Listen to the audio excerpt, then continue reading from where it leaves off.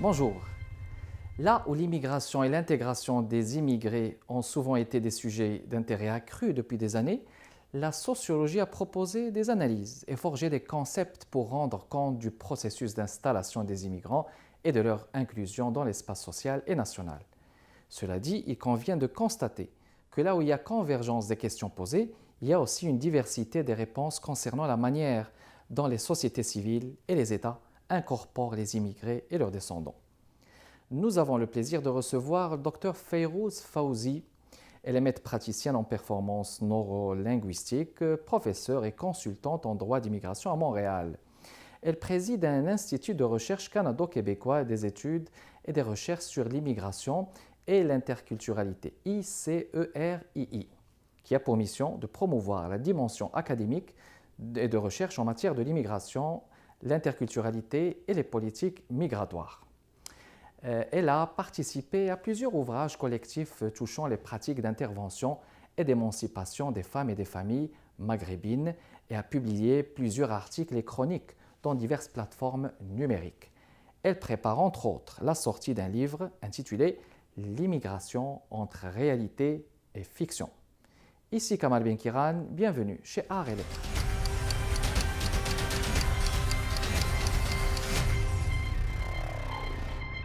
Fayrouz, bonjour, je te souhaite la bienvenue chez Art et Lettres. Merci pour l'invitation, M. Kamel. Je t'en prie.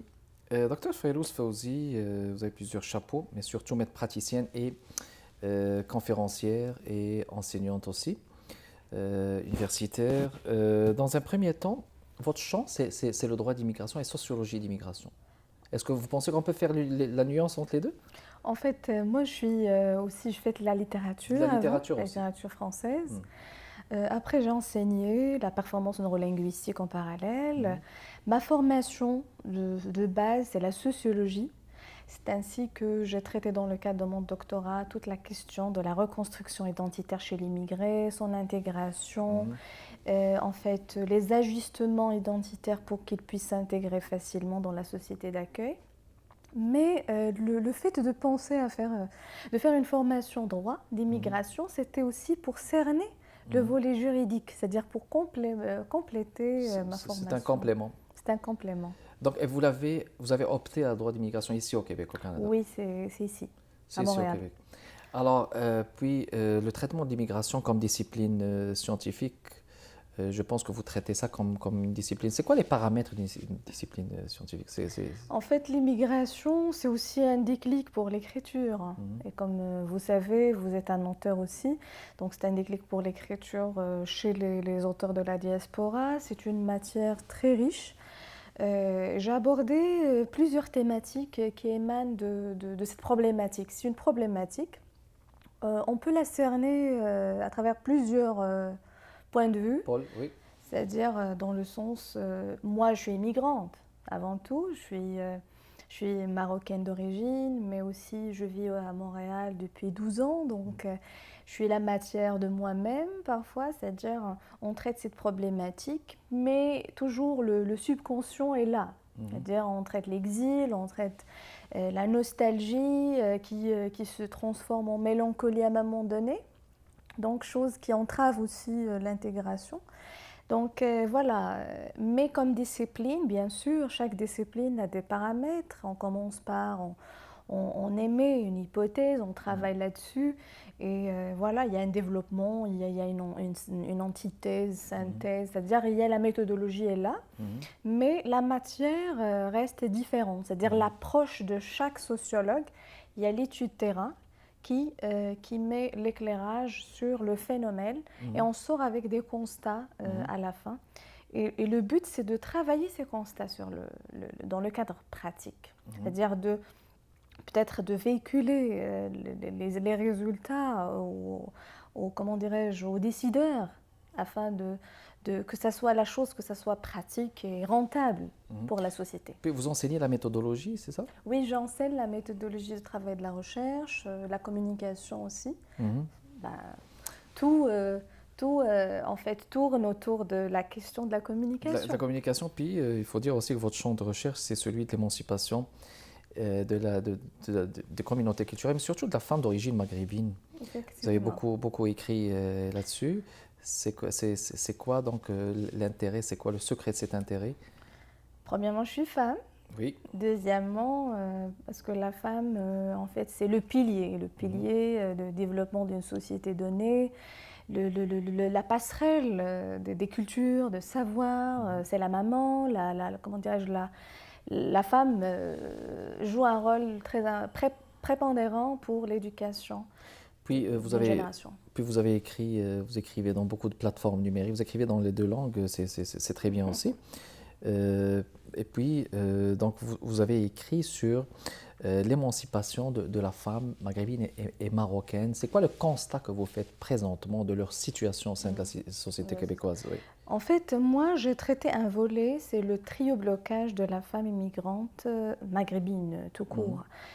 La femme qui n'arrive pas à trouver des places à la garderie, c'est-à-dire et qui a un obstacle linguistique pour s'intégrer dans la société, elle ne peut pas travailler. Donc, elle ne peut pas travailler, elle doit apprendre des langues, apprendre le français ou l'anglais. Vous savez, nous sommes dans une société bilingue, parfaitement bilingue. Donc, ça, en fait, j'ai nommé ça un trio-blocage. Un trio-blocage, d'accord. Un trio-blocage. Donc, la femme doit travailler sur elle.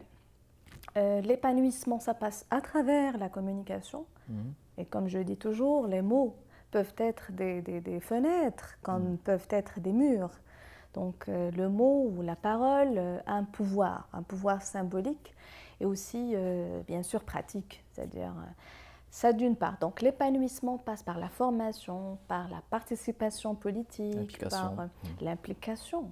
On doit être dans l'action, agir, au lieu d'observer de loin et de subir. Oui, parce que justement, le fait de subir, ça pourrait être le propre de certaines femmes qui sont peut-être plus minorisées que d'autres femmes. Tout à fait, tout à fait. Le problème, c'est que la stigmatisation est toujours existe au sein des couples. Je dirais pas la majorité, mais il y a un pourcentage des statistiques qui montrent que l'homme qui fut le pourvoyeur de la famille dans la société d'origine, il aime toujours exercer ce pouvoir sur la femme dans ce contexte qui est nouveau, avec d'autres paramètres, nouvelles valeurs. Donc il faut une certaine prise de conscience. Très bien.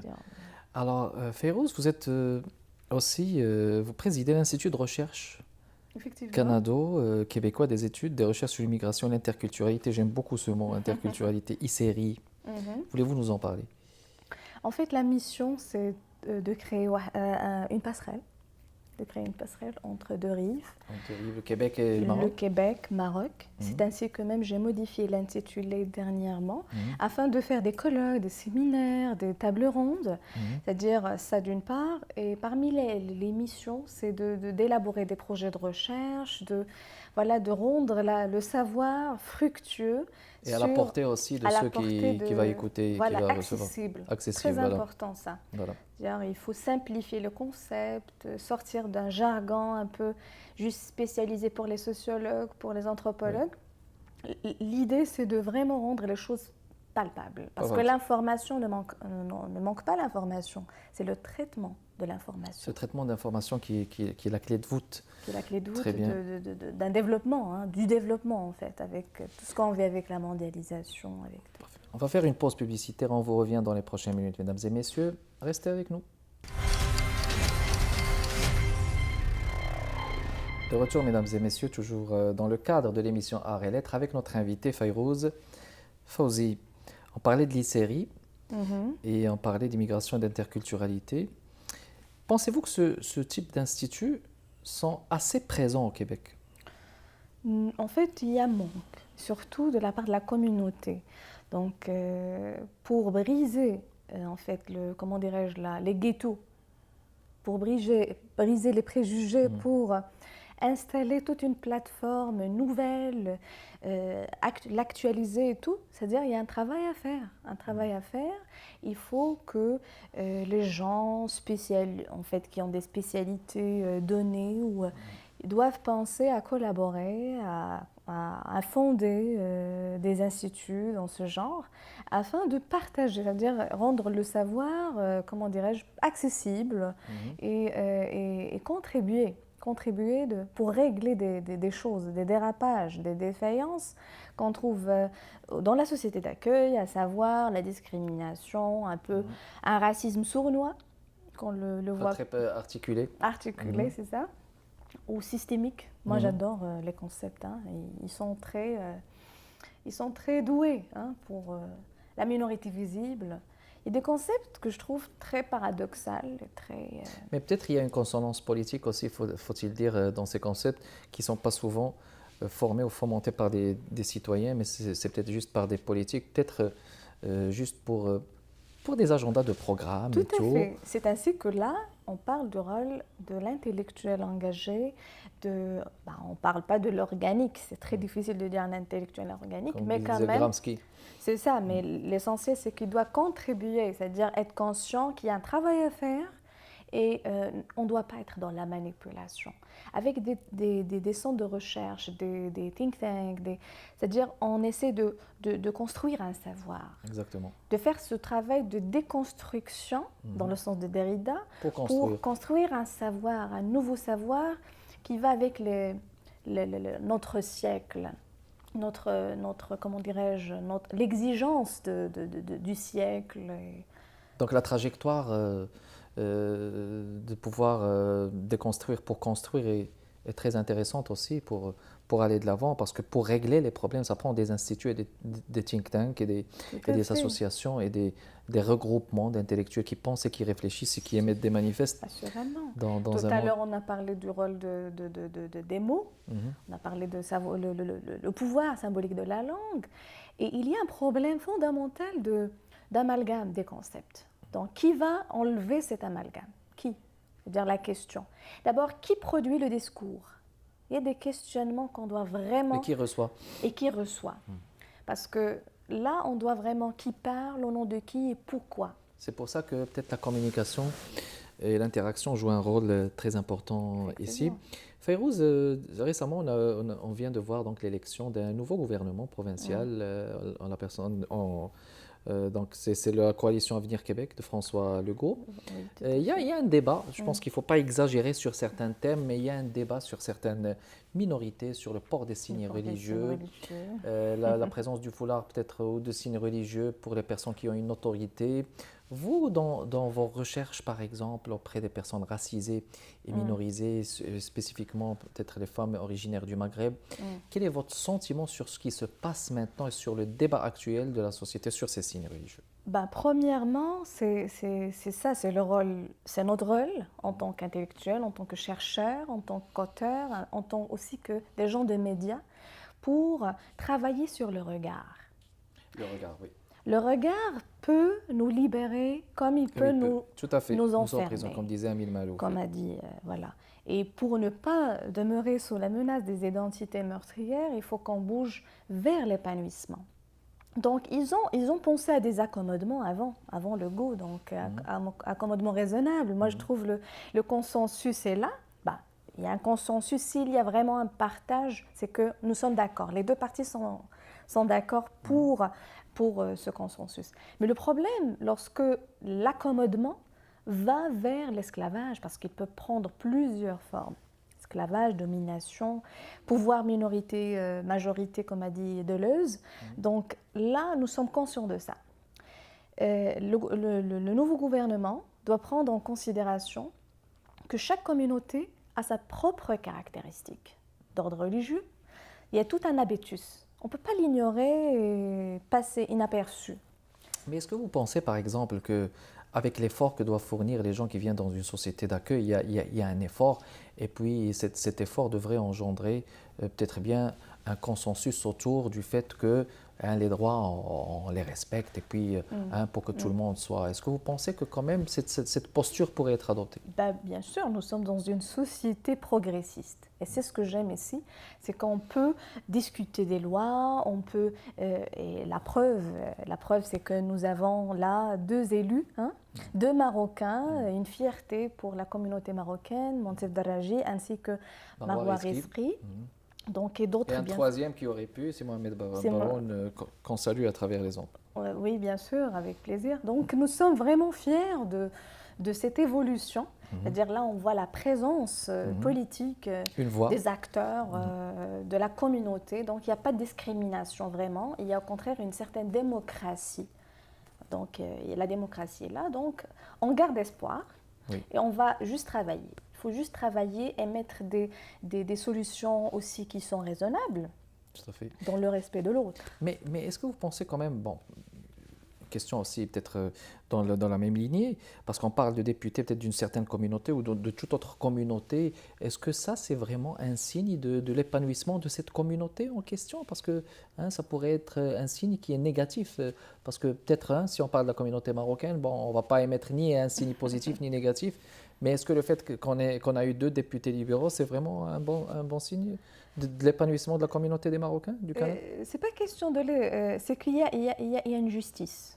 Moi, je parle de la justice, c'est-à-dire pour ces gens-là, ils ont travaillé, c'est sûr, ils ont travaillé, ils ont fourni un effort colossal afin d'avoir ce statut actuel. Donc, cela, au contraire, nous pousse de garder toujours un regard positif, un regard, il nous encourage aussi. Exactement, constructif et d'aspirer vers... C'est ça, de s'imposer sur la scène, parce que soit on peut subir la politique, soit on peut être aussi dans l'action. De l'action, exactement. Une pause publicitaire et on vous revient, mesdames et messieurs. Voilà de retour, mesdames et messieurs, toujours dans le cadre de l'émission Art et Lettres avec notre invité Fayrouz. On n'oubliera pas que vous êtes poète et auteur aussi. Ben oui. Et qu'on vous a vu dans plusieurs lectures de textes, dans plusieurs récitals de poésie. On a travaillé ensemble, faut-il le dire. Beaucoup, beaucoup, beaucoup. Fayrouz, on va parler de tes projets qui s'en viennent, tout en mentionnant que, comme je l'ai dit au début, vous écrivez dans les 2 langues, français et arabe. Est-ce qu'il y avait eu un recueil d'abord publié? Il y avait un recueil qui s'intitule La symphonie érotique, mais pour le moment, j'attends en fait la naissance. Elle est déjà née, mais c'est juste la publication. Donc, elle est en cours. Il est en cours? Et en cours, mon essai sur l'immigration entre la fiction et la réalité. Et là, j'aborde la littérature d'un point de vue sociologique, c'est-à-dire le roman comme étant le reflet d'un vécu social. L'immigration entre réalité et fiction. Oui. Voilà. Donc, ainsi qu'il y a l'approche empirique pour vérifier les données. Donc, j'ai choisi un corpus littéraire, je fais de l'analyse sur ce corpus. La chose qui est vraiment, que je trouve originale, c'est que le fil conducteur de tous ces auteurs choisis de la diaspora, ils sont animés par le malaise identitaire, par des thématiques vraiment qu'on trouve vraiment communs entre les... Mais quand vous dites fiction, l'immigration entre fiction et réalité, à quel point ça pourrait être une fiction? Est-ce que vous parlez de la fiction dans son sens, dans le sens interprété par les auteurs ou... Dans un sens de l'immigré fictif. C'est-à-dire l'immigré fictif, c'est un concept qui a été soulevé par, je pense, un sociologue de la littérature, parce qu'il y a la sociologie de la littérature. Donc, et là, on parle du personnage qui reflète le subconscient de l'auteur. Le personnage qui fait l'action, et l'œuvre devient comme un espace de redéfinition de sujets immigrants, d'un point de vue social, culturel, etc. Donc, c'est ça, là, je parle de la fiction de ce point de vue, c'est-à-dire personnage, roman, l'espace romanesque. Est-ce que c'est dans ce même livre que vous abordez votre travail sur les associations marocaines aussi? Non. Ça, c'est un autre projet. C'est un autre projet. Alors, c'est de quoi il s'agit exactement, peut-être? Sans trop donner trop de détails, peut-être pour laisser... Non, bien sûr, c'est une étude statistique sur le rôle de la communauté, plusieurs associations. On a choisi comme 40 associations, voir leur travail, leur mission, les résultats sur le terrain. Et voilà, donc décortiquer un petit peu leurs tâches sur le terrain pour arriver à déceler un petit peu les points faibles, les points forts. Et c'est quoi l'objectif? Pour déceler les points forts, les points faibles, juste des associations? Est-ce que c'est un diagnostic? C'est un diagnostic au premier temps. Donc c'est parce que lorsqu'on parle de l'association, on parle de la société civile. C'est une action qui émane une importance pour aussi faire en fait évoluer les choses. Donc l'action est importante pour nous. Bon, pour moi en tant que sociologue, c'est un travail sociologique. Sociologique à part. L'immigration entre réalité et fiction, est-ce que c'est un livre qui va être publié avec la croisée des chemins? Avec la croisée des chemins au Maroc. Au Maroc. Au Maroc. Mais quand même, il sera distribué en France, même à Montréal, parce que c'est une grande maison d'édition. Oui, exactement, avec Abdelkader Retnani qui était là on lui passe le salut. En avril 2018, grand éditeur marocain. Est-ce que c'est tous vos projets pour le moment, ce qui est des livres? Des livres, oui, c'est des livres. Je publie des articles, des chroniques. Sur des plateformes numériques. Tout à fait. Donc l'idée, c'est l'écriture. L'écriture, c'est un territoire. Reste un territoire pour dégager, pour se reconstruire. Pour se reconstruire. Parce que lorsqu'on trouve dans un essai ou dans un roman des histoires qui s'entrecroisent, qui s'entremêlent et qui s'influencent, et là, on parle d'une constitution d'un sujet nouveau via l'écriture.